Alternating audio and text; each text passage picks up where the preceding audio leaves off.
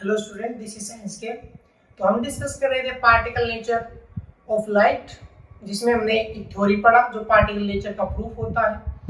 अब particle nature से जुड़े हम दो फिनोमेना डिस्कस करेंगे, जिसमें आज का पहला टॉपिक रहेगा ब्लैक बॉडी रेडिएशन। ओके, तो हेडिंग लगाइए, टॉपिक है ब्लैक बॉडी रेडिएशन। ठीक है, अब ब्लैक बॉडी क्या होता है, पहले इस चीज को समझ लीजिए। ब्लैक बॉडी, अब बॉडी का तो आपको मतलब समझता है, कोई भी मटेरियल, कोई भी सब्सटेंस हो सकता है, लेकिन ब्लैक, अब ये वैसे देखा जाए तो किसी कलर से रिलेटेड नहीं है। यहाँ पे मेन क्या है कि कोई भी ऐसा मटेरियल, ऑब्जेक्ट, कोई भी ऐसा बॉडी जो एनर्जी को अच्छे से एब्जॉर्ब कर सके और एनर्जी को अच्छे से रेडिएट कर सके, उसको बोला जाता है ब्लैक बॉडी। यानी कि गुड एब्जॉर्बर और गुड रेडिएटर, वो होता है ब्लैक बॉडी। हाँ, ये हो सकता है कि इस वर्क के लिए कि एनर्जी अच्छा एब्जॉर्ब कर पाए, अच्छा रेडिएट कर पाए, उसके लिए ब्लैक कलर सही होता है। ठीक है, तो इसलिए कंप्लीट बनता है ब्लैक बॉडी रेडिएशन। लेकिन वो मटेरियल जो लाइट को एब्जॉर्ब कर रहा है या रेडिएट कर रहा है, वो किसी और कलर का भी हो सकता है, किसी भी कलर का। वो रेड हो सकता है, ब्लू हो सकता है, क्लियर, वो किसी भी कलर का हो सकता है। ठीक है, तो देखते हैं ब्लैक बॉडी रेडिएशन। अगर मैं डेफिनेशन की बात करूं तो the body which is a good absorber और good radiator of energy is called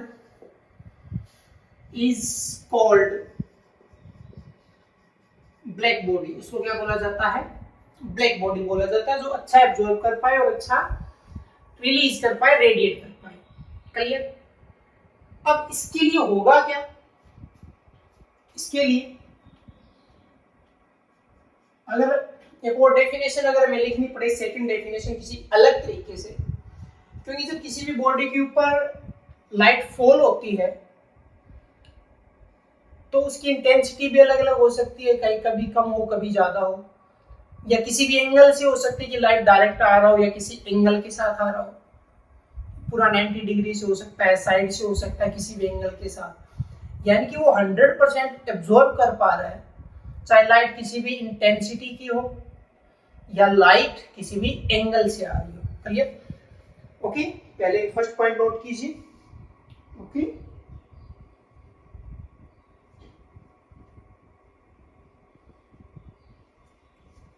ठीक है, तो सेकंड डेफिनेशन जो मैंने बताया अभी वो लिखते हैं। Black body absorb the 100% radiation which is fall on it with any angle or any temperature। तो जब इंटेंसिटी चेंज होता रहेगा लाइट का, जैसे जैसे इंटेंसिटी चेंज होगा तो टेम्परेचर ऑटोमेटिक चेंज हो जाएगा। ठीक है, ध्यान से देख लेना कि black body absorb the 100% radiation. ठीक है, 100% रेडिएशन वो एब्जॉर्ब कर रहा है, चाहे वो किसी भी एंगल के साथ उसके ऊपर आए या किसी भी टेम्परेचर पर आए। क्लियर? अब और ब्लैक बॉडी के बारे में एक ये होता है कि जो ब्लैक बॉडी पहले एब्जॉर्ब करेगी लाइट को, फिर उसी लाइट को वो रेडिएट करेगी। तो जब उस लाइट को रेडिएट करती है तो उसमें लगभग चांसेस ये होते हैं कि वो हर प्रकार की वेवलेंथ की लाइट या फ्रीक्वेंसी की लाइट रिलीज करे या रेडिएट करे। यानी कि जो लाइट अब इमिट हो रही है उस बॉडी से, उस एनर्जी में, यानी कि जो लाइट हो रही है, जो एनर्जी रिलीज हो रही है, उस एनर्जी में सभी तरीके की वेवलेंथ की लाइट प्रेजेंट है, सभी तरीके की फ्रीक्वेंसी की लाइट्स प्रेजेंट है। ठीक है, तो क्या होगा? Firstly black body absorb the heat heat या energy and when it release the energy it contain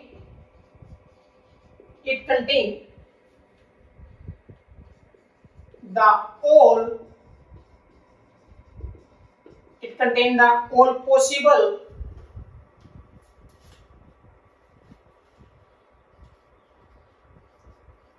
wavelength and frequency of light at a temperature। थोड़ा सा टिपिकल सेंटेंस ध्यान से देखिए है क्या, थोड़ा सा टिपिकल है कि पहले वो लाइट को एब्जॉर्ब कर रहा है फिर वही रेडिएट कर रहा है, लेकिन जब वो रेडिएट करता है तो पूरी चांस है कि उस रेडिएट होने वाली एनर्जी में हर तरीके की लाइट प्रेजेंट हो, कम फ्रीक्वेंसी की भी, ज्यादा फ्रीक्वेंसी की, कम वेवलेंथ की, ज्यादा वेवलेंथ की। तो it contain the all possible wavelength and frequency of light at a temperature. ये सेंटेंस को आप ऐसे भी लिख सकते हो कि it produce different type of light having different wavelength and frequency. ठीक है, किसी भी तरीके से आप लिख सकते हो। मेन पॉइंट आपको ये पता होना चाहिए कि जब वो लाइट को या एनर्जी को रेडिएट करेगी, उस एनर्जी में हर तरीके की लाइट है, डिफरेंट वेवलेंथ है और डिफरेंट फ्रीक्वेंसी है। चाहो तो आप वर्डिंग चेंज करके आप अपने अकॉर्डिंग इस चीज को लिख सकते हो। तो पहला डेफिनेशन में हमने सीधी चीज लिखी थी, गुड एब्जॉर्बर गुड रेडिएटर, ये सिंपल पॉइंट बना। फिर सेकंड पॉइंट में कि वो 100% रेडिएशन को एब्जॉर्ब करे, चाहे वो किसी भी एंगल किसी भी टेम्परेचर पे आए। चलिए, अब कि जब वो रेडिएट कर रहा है तो उसमें भी डिफरेंट वेवलेंथ और फ्रीक्वेंसी की लाइट प्रेजेंट है। क्लियर? तो it contain the all possible wavelength and frequency of light. Clear हुआ? ठीक है। अब कुछ कंडीशंस और आ जाती है ब्लैक बॉडी के लिए, और वो कंडीशन किसको लेकर है? क्योंकि अगर वो अच्छा एब्जॉर्बर है तो चांस क्या है कि एक तो वो आने वाली लाइट या एनर्जी को रिफ्लेक्ट ना करे, ट्रांसमिट उसको ट्रांसमिट भी ना करे। ठीक है, तो एक पॉइंट ये भी बन जाएगा कि जीरो रिफ्लेक्शन उसमें और जीरो ट्रांसमिटेंस। ओके, क्योंकि अगर वो वापस भेज देगा तो एब्जॉर्ब नहीं कर रहा, और अगर वो अपने में से पास कर देगा तो भी वो एब्जॉर्ब नहीं कर रहा। तो इस बात का ध्यान रहे कि एक दो कंडीशन हो। गुड एब्जॉर्बर के लिए क्या है? जीरो रिफ्लेक्शन की लाइट टकराकर वापस नहीं जाएगी, और जीरो ट्रांसमिटेंस की लाइट है वो पास भी नहीं होगी, उसी के अंदर रहेगी। ठीक है, लाइट उसके आर पार नहीं जाएगी। तो जीरो रिफ्लेक्शन और जीरो ट्रांसमिटेंस होता है किसके लिए? एक गुड एब्जॉर्बर के लिए या गुड ब्लैक बॉडी के लिए। ओके, अब नेक्स्ट पॉइंट वही जो मैंने आपको बताया, it not need black colour, it not need black colour, it may be blue, red, कोई भी कलर हो सकता है, ब्लू, रेड, येलो, कुछ भी हो सकता है। बट अच्छा, एक ये देख लीजिए कि अब कलर की बात है तो कलर डिपेंड करता है टेम्परेचर पर। ब्लैक बॉडी का कलर कैसा होना चाहिए उस टेम्परेचर पर डिपेंड करता है। ठीक है, तो colour of black body depend on temperature. किस पे डिपेंड करेगा? टेम्परेचर पर डिपेंड करेगा। कोई भी कलर हो सकता है। हाँ, ब्लैक कलर बाय कन्वेंशनल अच्छा यूज किया जाता है, वो अच्छा एब्जॉर्बर होता है, लेकिन इसका मतलब ये नहीं कि वो हमेशा ही ब्लैक होगा। अब टेम्परेचर पर डिपेंड है। मान लो टेम्परेचर कम है तो हमारे लिए ब्लैक सही है, टेम्परेचर ज्यादा है तो कोई भी कलर हो जाए।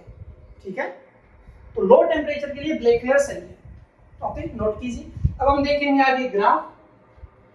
ठीक है, ब्लैक बॉडी का अगर जैसे एग्जांपल पूछा जाए, एग्जांपल तो जैसे अगर सन है तो ये भी ब्लैक बॉडी है, स्टार है ये भी ब्लैक बॉडी है, या नॉर्मल जैसे कि ग्रेफाइट है, अब ग्रेफाइट भी ब्लैक बॉडी में आता है, लेकिन ग्रेफाइट वो 3% क्या करता है, रिफ्लेक्ट कर देता है लाइट को, 3% लाइट को रिफ्लेक्ट कर देता है।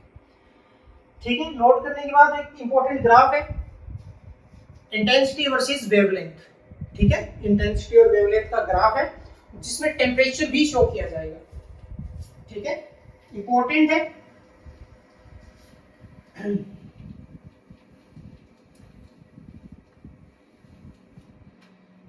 तो अब हम देखते हैं ग्राफ इंटेंसिटी वर्सेस, ग्राफ है इंटेंसिटी वर्सेस वेवलेंथ। क्लियर? तो ग्राफ कुछ ऐसा है, इस ग्राफ को हमें पूरा ध्यान से ऑब्जर्व करना है कि ग्राफ में क्या है। ठीक है, यहाँ पे मैंने जैसे इंटेंसिटी के पॉइंट्स ले लिए 1 2 3 4। ठीक है, जैसे ये 1 है, 2 है, 3 4 और 5। क्लियर? सेम मैंने यहाँ पे ले लिए। ठीक है, नंबर आप चाहे कोई भी दे सकते हो, 10 20 जैसे भी आप लिख सकते हो। जैसे मैं 10 20 30 40 50 60। अब ग्राफ क्या है, ग्राफ को ध्यान से देखिए।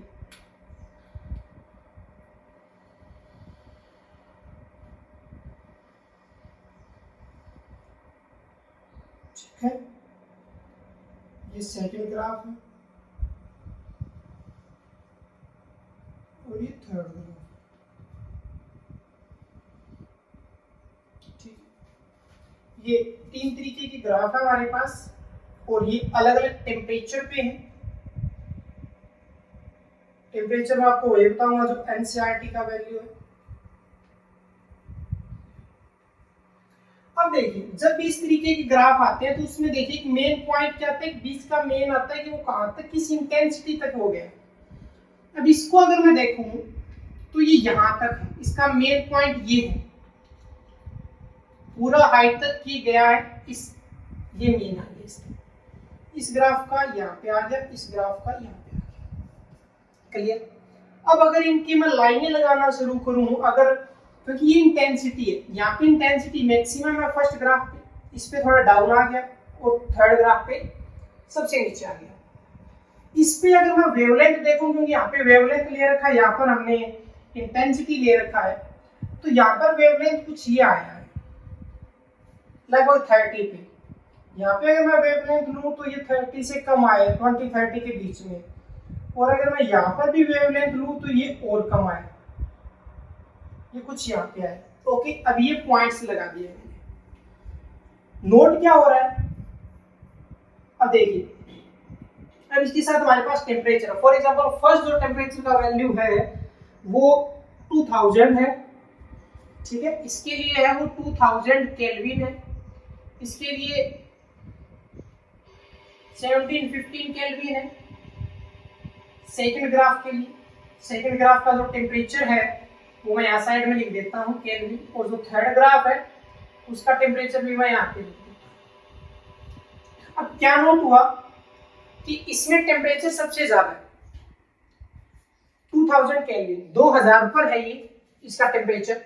इस पर इंटेंसिटी तो मैक्सिमम आया, लेकिन वेवलेंथ वो 20 के आसपास है। सेकंड ग्राफ में देखिए कि टेम्परेचर थोड़ा सा डाउन आया, 2000 से डिक्रीज होकर 1750 टेम्परेचर आया, 1750 केल्विन आया, तो वेवलेंथ थोड़ा सा बढ़ गया, इंटेंसिटी कम हो गया।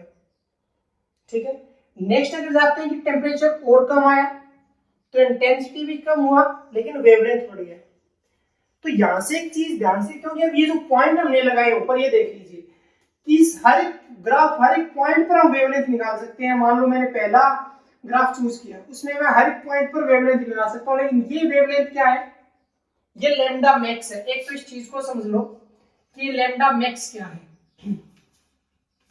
ठीक है, लैम्डा मैक्स को समझ लीजिए। लैम्डा मैक्स का मतलब है मैक्सिमम वेवलेंथ, यानी कि हमने देखा कि ब्लैक बॉडी जब लाइट को इमिट करेगी या एनर्जी को इमिट करेगी तो उस एनर्जी में अलग अलग तरीके के रेडिएशन है, अलग अलग तरीके की लाइट है जिसकी वेवलेंथ अलग अलग है।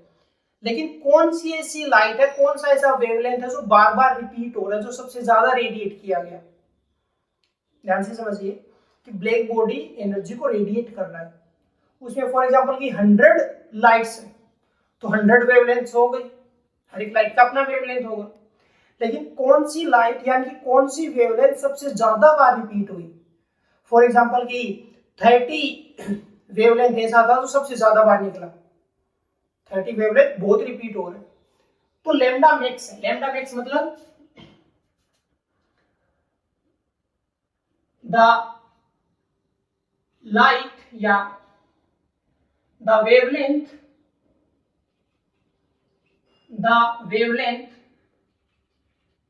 which is emit in more amount, वो क्या है? Lambda max. इस चीज को ध्यान से देख लेना, ठीक है। लैम्डा मैक्स क्या है? The wavelength which is emit in more amount, जो वेवलेंथ सबसे ज्यादा निकली है, तो ये लैम्डा मैक्स निकाल दिए हमने तीनों के। अब लैम्डा मैक्स आप ध्यान से देखो कि टेम्परेचर के साथ इनवर्सली प्रोपोर्शनल है। Lambda max inversely proportional to temperature. जैसे जैसे टेम्परेचर बढ़ा है या कम हुआ है, किसी एक पॉइंट को देख लो, हमने टेम्परेचर को कम किया है, फर्स्ट सेकंड थर्ड तीनों में हमने कम किया है। मान लो ये T3 है, ये T2 है, ये T1 है, तो हम क्या लिखेंगे कि T3 greater than T2 greater than T1।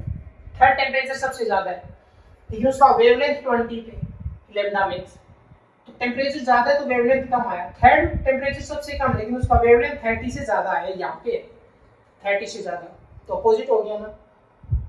तो ये यानी कि वेवलेंथ और टेम्परेचर का रिलेशन क्या है? अपोजिट है। अब यहाँ पे फिजिक्स का रूल अप्लाई होता है, व्हेन डिस्प्लेसमेंट लॉ। तो वो डिस्प्लेसमेंट लॉ क्या कहता है? डिस्प्लेसमेंट लॉ के अकॉर्डिंग अब तीन ही वेवलेंथ निकाल दी, अलग अलग वेवलेंथ है। यहाँ पे देखो, पहला वेवलेंथ जैसे ये T3 है तो इसका वेवलेंथ यहाँ पे है 20 पे, मैं इसको लैम्डा 3 मान लेता हूँ। इसका यहाँ पे है ये लैम्डा 2 है, ये क्या है? ये लैम्डा 1 है, हर एक टेम्परेचर के साथ। तो विंड डिस्प्लेसमेंट लॉ ये कहता है कि lambda 1 T1 equal to lambda 2 T2 equal to lambda 3 T3। यानी कि आप टेम्परेचर अगर कम करोगे तो वेवलेंथ बढ़ेगा, लेकिन जो प्रोडक्ट है वो हमेशा क्या रहेगा? इक्वल रहेगा। प्रोडक्ट हमेशा क्या रहेगा? इक्वल रहेगा। वेवलेंथ तो टेम्परेचर दोनों का प्रोडक्ट है वो कभी भी चेंज नहीं होगा। पहले ग्राफ अच्छे से नोट कीजिए, कुछ रहता है तो। लैम्डा मैक्स का मतलब समझ लेना, लैम्डा मैक्स का यानी कि ये वो वेवलेंथ है, इस वेवलेंथ की लाइट सबसे ज्यादा इमिट हो रही है, इस वेवलेंथ की लाइट सबसे ज्यादा इमिट हो रही है। लैम्डा मैक्स का मीनिंग है the wavelength which is emit in more amount. The wavelength मतलब इस वेवलेंथ की जो लाइट है वो सबसे ज्यादा इमिट हुई है। क्लियर? और लैम्डा मैक्स का टेम्परेचर के साथ इनवर्सली प्रोपोर्शनल का रिलेशन हो गया, लेकिन विंड डिस्प्लेसमेंट लॉ के अकॉर्डिंग ये प्रोडक्ट हमेशा क्या रहेंगे? इक्वल रहेंगे। क्लियर? ये ग्राफ अच्छे से बनाना, इंटेंसिटी और वेवलेंथ। क्लियर? तो ये था ब्लैक बॉडी रेडिएशन। अब इसका second phenomena photo electric effect, जो हम करेंगे नेक्स्ट लेक्चर में।